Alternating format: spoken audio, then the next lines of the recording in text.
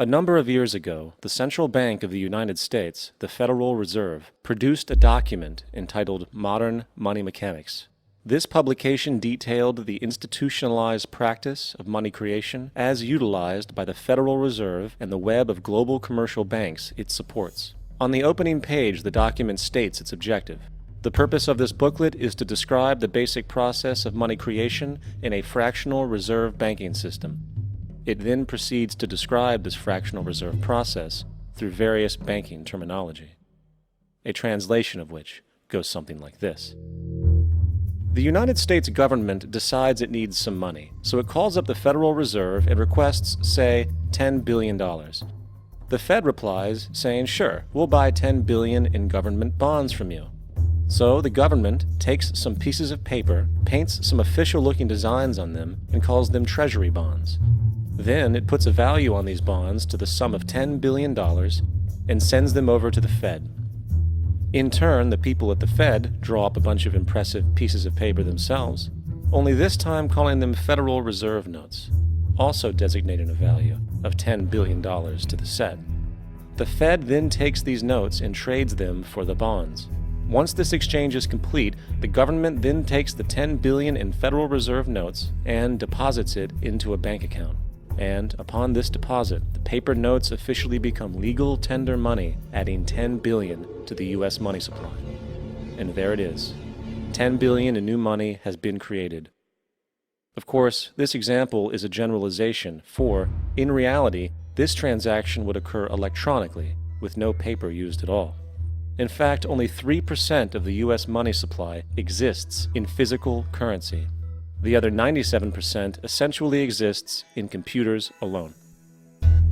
Now, government bonds are, by design, instruments of debt, and when the Fed purchases these bonds, with money it essentially created out of thin air, the government is actually promising to pay back that money to the Fed. In other words, the money was created out of debt.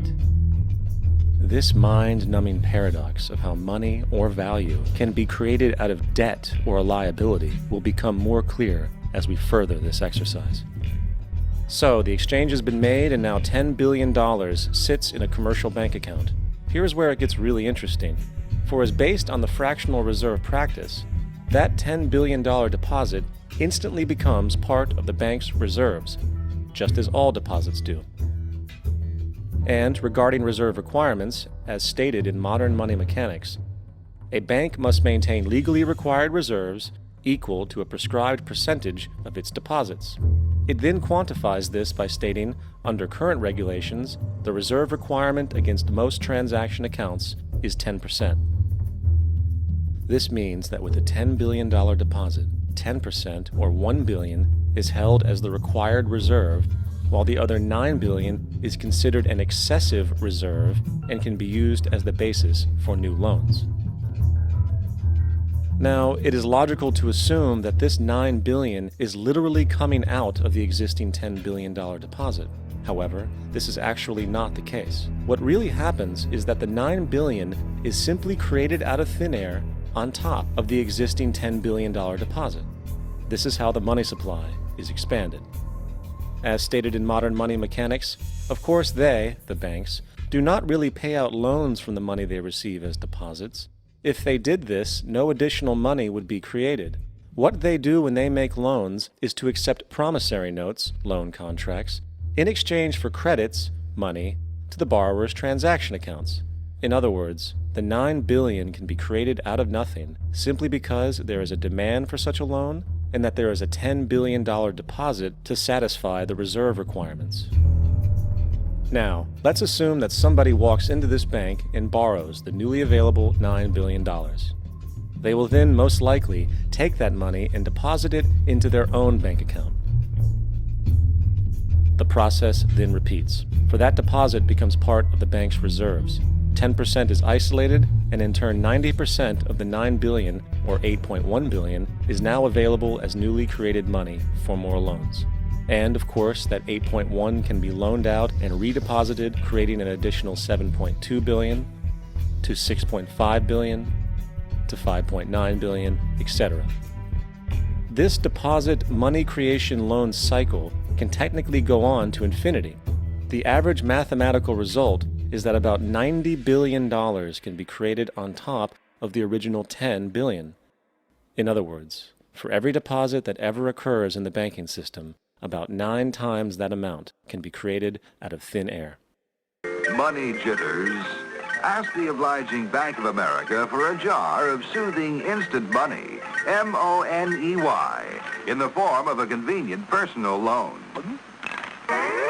So, now that we understand how money is created by this fractional reserve banking system, a logical yet elusive question might come to mind. What is actually giving this newly created money value? The answer? The money that already exists. The new money essentially steals value from the existing money supply. For the total pool of money is being increased irrespective to demand for goods and services. And as supply and demand finds equilibrium, prices rise, diminishing the purchasing power of each individual dollar. This is generally referred to as inflation, and inflation is essentially a hidden tax on the public. What is the advice that you generally get? And that is inflate the currency. They don't say debase the currency. They don't say devalue the currency. They don't say cheat the people who are saved. They say lower the interest rates. The real deception is when we distort the value of money. When we create money out of thin air, we have no savings, yet there's so-called capital. So my question boils down to this: how in the world can we expect to solve the problems of inflation, that is, the increase in the supply of money, with more inflation? Of course, it can't. The fractional reserve system of monetary expansion is inherently inflationary. For the act of expanding the money supply without there being a proportional expansion of goods and services in the economy will always debase a currency. In fact, a quick glance at the historical values of the US dollar versus the money supply reflects this point definitively, for the inverse relationship is obvious. $1 in 1913 required $21.60 in 2007 to match value. That is a 96% devaluation since the Federal Reserve came into existence. Now, if this reality of inherent and perpetual inflation seems absurd and economically self-defeating, hold that thought, for absurdity is an understatement in regard to how our financial system really operates. For in our financial system, money is debt. And debt is money. Here is a chart of the U.S. money supply from 1950 to 2006. Here is a chart of the U.S. national debt for the same period. How interesting it is that the trends are virtually the same. For the more money there is, the more debt there is. The more debt there is, the more money there is. To put it a different way, every single dollar in your wallet is owed to somebody by somebody. For remember, the only way the money can come into existence is from loans. Therefore, if everyone in the country were able to pay off all debts, including the government, there would not be $1 in circulation.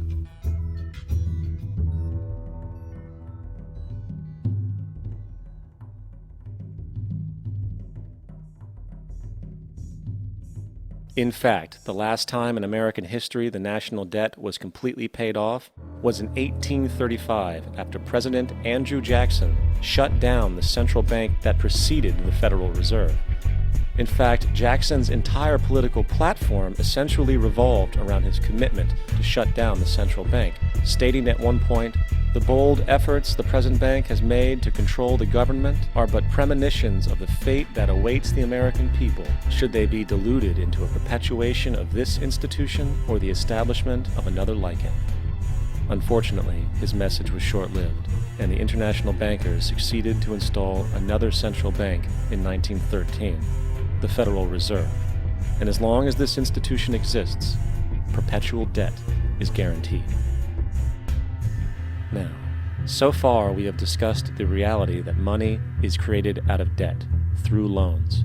These loans are based on a bank's reserves, and reserves are derived from deposits. And through this fractional reserve system, any one deposit can create 9 times its original value, in turn debasing the existing money supply, raising prices in society. And since all this money is created out of debt and circulated randomly through commerce, people become detached from their original debt, and a disequilibrium exists where people are forced to compete for labor in order to pool enough money out of the money supply to cover their costs of living. As dysfunctional and backwards as all of this might seem, there is still one thing we have omitted from this equation. And it is this element of the structure which reveals the truly fraudulent nature of the system itself: the application of interest. When the government borrows money from the Fed, or when a person borrows money from a bank, it almost always has to be paid back with accrued interest. In other words, almost every single dollar that exists must be eventually returned to a bank with interest paid as well. But if all money is borrowed from the central bank and is expanded by commercial banks through loans, only what would be referred to as the principal is being created in the money supply. So then, where is the money to cover all of the interest that is charged? Nowhere. It doesn't exist. The ramifications of this are staggering, for the amount of money owed back to the banks will always exceed the amount of money that is available in circulation. This is why inflation is a constant in the economy, for new money is always needed to help cover the perpetual deficit built into the system, caused by the need to pay the interest. What this also means is that mathematically, defaults and bankruptcy are literally built into the system, and there will always be poor pockets of society that get the short end of the stick. An analogy would be a game of musical chairs, for once the music stops, somebody is left out to dry. And that's the point. It invariably transfers true wealth from the individual to the banks. For if you are unable to pay for your mortgage, they will take your property. This is particularly enraging when you realize that not only is such a default inevitable due to the fractional reserve practice, but also because of the fact that the money that the bank loaned to you didn't even legally exist in the first place. In 1969, there was a Minnesota court case involving a man named Jerome Daly, who was challenging the foreclosure of his home by the bank which provided the loan to purchase it. His argument was that the mortgage contract required both parties, being he and the bank, each put up a legitimate form of property for the exchange. In legal language, this is called consideration. Mr. Daly explained that the money was, in fact, not the property of the bank, for it was created out of nothing as soon as the loan agreement was signed. Remember what modern money mechanics stated about loans? What they do when they make loans is to accept promissory notes in exchange for credits. Reserves are unchanged by the loan transactions, but deposit credits constitute new additions to the total deposits of the banking system. In other words, the money doesn't come out of their existing assets. The bank is simply inventing it, putting up nothing of its own, except for a theoretical liability on paper. As the court case progressed, the bank's president, Mr. Morgan, took the stand, and in the judge's personal memorandum, he recalled that the plaintiff, bank's president, admitted that, in combination with the Federal Reserve Bank, did create the money and credit upon its books by bookkeeping entry. The money and credit first came into existence when they created it. Mr. Morgan admitted that no United States law or statute existed which gave him the right to do this. A lawful consideration must exist and be tendered to support the note. The jury found that there was no lawful consideration, and I agree. He also poetically added, "Only God can create something of value out of nothing." And upon this revelation, the court rejected the bank's claim for foreclosure, and Daly kept his home. The implications of this court decision are immense. For every time you borrow money from a bank, whether it is a mortgage loan or a credit card charge, the money given to you is not only counterfeit, it is an illegitimate form of consideration, and hence voids the contract to repay, for the bank never had the money as property to begin with. Unfortunately, such legal realizations are suppressed and ignored, and the game of perpetual wealth transfer and perpetual debt continues. And this brings us to the ultimate question: why? During the American Civil War, President Lincoln bypassed the high-interest loans offered by the European banks and decided to do what the Founding Fathers advocated, which was to create an independent and inherently debt-free currency. It was called the greenback.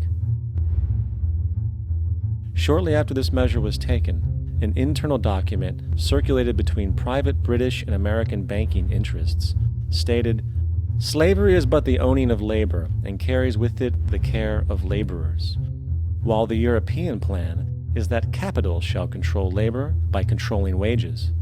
This can be done by controlling the money.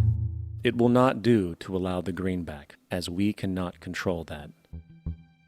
The fractional reserve policy perpetrated by the Federal Reserve, which has spread in practice to the great majority of banks in the world, is, in fact, a system of modern slavery. Think about it. Money is created out of debt. And what do people do when they are in debt? They submit to employment to pay it off. But if money can only be created out of loans, how can society ever be debt-free? It can't. And that's the point. And it is the fear of losing assets coupled with the struggle to keep up with the perpetual debt and inflation inherent in the system, compounded by the inescapable scarcity within the money supply itself, created by the interest that can never be repaid, that keeps the wage slave in line, running on the hamster wheel with millions of others, in effect powering an empire that truly benefits only the elite at the top of the pyramid. For, at the end of the day, who are you really working for? The banks. Money is created in a bank and invariably ends up in a bank. They are the true masters, along with the corporations and governments they support. Physical slavery requires people to be housed and fed. Economic slavery requires people to feed and house themselves. It is one of the most ingenious scams for social manipulation ever created, and at its core, it is an invisible war against the population. Debt is the weapon used to conquer and enslave societies, and interest is its prime ammunition.